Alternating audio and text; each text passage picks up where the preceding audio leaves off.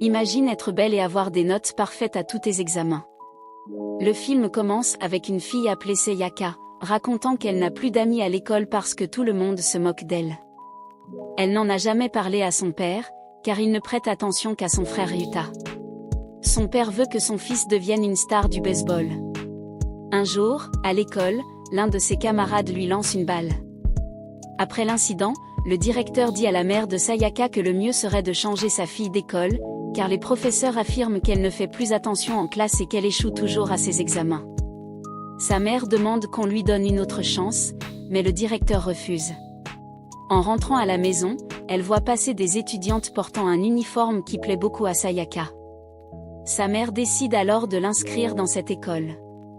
À la fin de son premier jour de classe, Sayaka a peur que ses nouveaux camarades se moquent d'elle. Mais c'est tout le contraire, tout le monde la traite comme si elle étudiait là depuis des années. Avec le temps, elle finit par rencontrer ses 3 meilleurs amis. Mais comme elle passe toujours son temps à aller à des fêtes, l'un de ses professeurs leur dit que si elle continue ainsi, elles n'iront jamais à l'université. Un jour, le professeur Mishimura trouve le sac où Sayaka cache ses cigarettes. Il la gronde et l'emmène au bureau du directeur. Celui-ci appelle sa mère pour lui dire que Sayaka ne peut plus rester dans l'établissement. Mais sa mère répond que le rôle des enseignants est d'aider les élèves les plus faibles à s'améliorer. Le directeur accepte donc qu'elle reste, mais la suspend pendant 1 mois comme punition. Sayaka, soulagée, remercie le ciel. On nous présente alors les personnages principaux. Sayaka, l'élève. Sa mère. Son père. Son frère Ryuta. Nishimura, le professeur. Tsubota, son nouveau tuteur. Après sa suspension, sa mère dit à Sayaka que pendant ce mois libre, elle doit suivre des cours supplémentaires pour réussir l'examen d'entrée à l'université. Comme elle veut rendre sa mère heureuse, elle accepte. Elle s'inscrit dans une école préparatoire appelée Seikram School.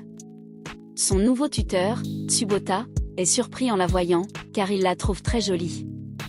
Lorsqu'il lui dit qu'il va l'aider à entrer dans l'une des meilleures universités du Japon, Sayaka éclate de rire, elle pense que c'est impossible pour elle de réussir l'examen.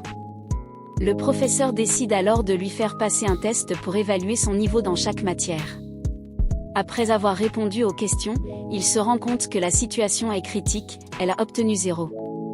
Malgré cela, Tsubota lui dit de ne pas s'inquiéter, il va l'aider à obtenir la meilleure note possible à l'examen d'entrée à l'université. Il commence par lui faire réviser les bases, même les voyelles. Sayaka fait de gros efforts pour les apprendre rapidement. Une semaine plus tard, elle repasse le test et obtient cette fois 5 au lieu de 0. Le problème, c'est que la note est sur 100, mais au moins, elle progresse. En voyant qu'elle fait des efforts, Tsubota la félicite et lui dit qu'elle doit continuer à étudier encore plus pour devenir la meilleure. Mais quand elle rentre à la maison, son père lui annonce qu'il ne paiera plus ses cours supplémentaires, car selon lui, Sayaka n'entrera jamais à l'université. En entendant cela, elle se sent profondément blessée. Pendant ce temps, son père qu'il ne veut plus aller à l'université, car il ne veut pas devenir avocat comme eux. Il préfère les jeux vidéo. Son tuteur lui explique que s'il accepte de continuer les cours, ce sera une façon de prendre sa revanche et de prouver à ses parents qu'il peut réussir dans ce qu'il choisit. Finalement, Ryuta accepte. De son côté, Tsubota est heureux de voir que Sayaka étudie sérieusement. Pour la motiver à apprendre plus vite, il lui lance un défi, si elle obtient 100 points à l'examen final, il montrera à tous ses élèves une photo de lui quand il était adolescent. En rentrant chez elle, Sayaka se met à étudier intensément. Après environ 700 heures de travail, elle réussit à obtenir 100 points. Le professeur tient sa promesse et montre la photo à toute la classe. Il leur explique qu'avant de devenir professeur, lui aussi avait de mauvaises notes, et que c'est pour cela qu'il veut aider ses élèves à devenir meilleurs.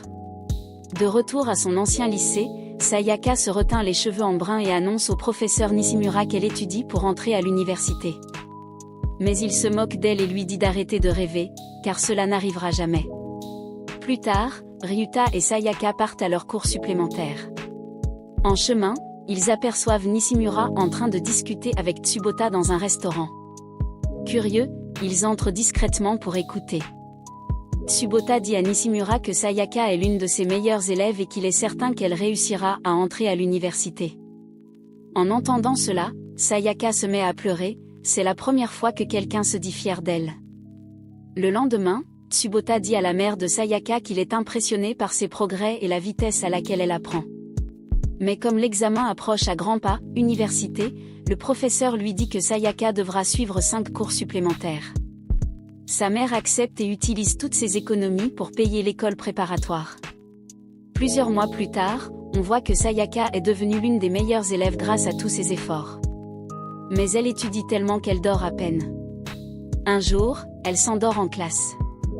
Lorsque le professeur Nishimura la voit, il la tire par les cheveux pour la réveiller. Après le cours, il dit à sa mère que, même avec des cours supplémentaires, sa fille ne sera jamais la meilleure. De son côté, Ryuta change de look. Il explique qu'il a décidé de changer parce que Sayaka l'a inspiré à devenir meilleure. Plus tard, en rentrant chez elle, Sayaka voit son père en train de gronder Ryuta, car celui-ci a décidé d'abandonner le baseball. Furieux, son père le frappe violemment. Après cette dispute, Ryuta quitte la maison. À cause de tout cela, Sayaka commence à perdre sa motivation pour étudier. En plus, elle n'arrive plus à obtenir 100 points à ses examens. Épuisée et frustrée, elle explose et dit à Tsubota qu'elle en a assez qu'il soit toujours aussi positif. Le soir même, Ryuta revient à la maison. Mais en apprenant qu'il a quitté l'équipe de baseball, leur père le frappe encore. Leur mère finit par exploser à son tour, elle casse la vitre d'un bus avec une batte et reproche à son mari d'être la raison pour laquelle leurs enfants n'osent pas poursuivre leurs rêves, car il leur répète toujours qu'ils n'y arriveront jamais. Plus tard, Sayaka visite l'université Keio avec sa mère. Celle-ci lui conseille d'aller s'excuser auprès du professeur Tsubota. Sayaka suit son conseil et retourne le voir pour lui promettre qu'elle continuera à travailler dur. À étudier. Avant de partir, Sayaka remercie Tsubota pour sa patience. Il lui répond que ce n'est rien et qu'il croit en elle. Une semaine plus tard, elle repasse un examen. Quand les résultats sortent, elle n'ose même pas regarder sa note tellement elle a peur. Elle rentre chez elle, où son père s'excuse enfin auprès de toute la famille. Il leur dit qu'à partir de maintenant, il les soutiendra toujours dans leurs rêves. En entendant cela, Sayaka lui tend son examen et lui demande de regarder la note à sa place. Elle a obtenu 65 points. Même si ce n'est pas parfait, son père lui dit qu'il est très fier d'elle. Quelques semaines plus tard, le grand jour arrive, l'examen d'entrée à l'université. Son père l'emmène et lui dit de donner le meilleur d'elle-même. Elle promet d'essayer. Après l'examen, elle va remercier Tsubota pour tout son soutien.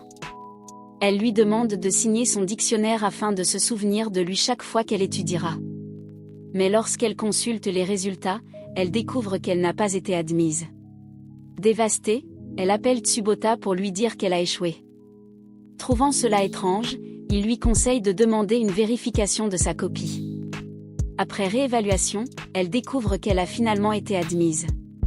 Elle court annoncer la nouvelle à son professeur, elle a réussi à entrer dans l'université de ses rêves. Tous les deux se mettent à pleurer de joie. Avant la fin, on voit aussi que Nishimura, qui s'était moqué d'elle, doit tenir sa promesse après son admission. Finalement, Sayaka se réconcilie avec son père, et la famille retrouve l'harmonie. Et c'est ainsi que se termine cette histoire inspirante, qui montre qu'avec du travail, du soutien et de la persévérance, tout est possible.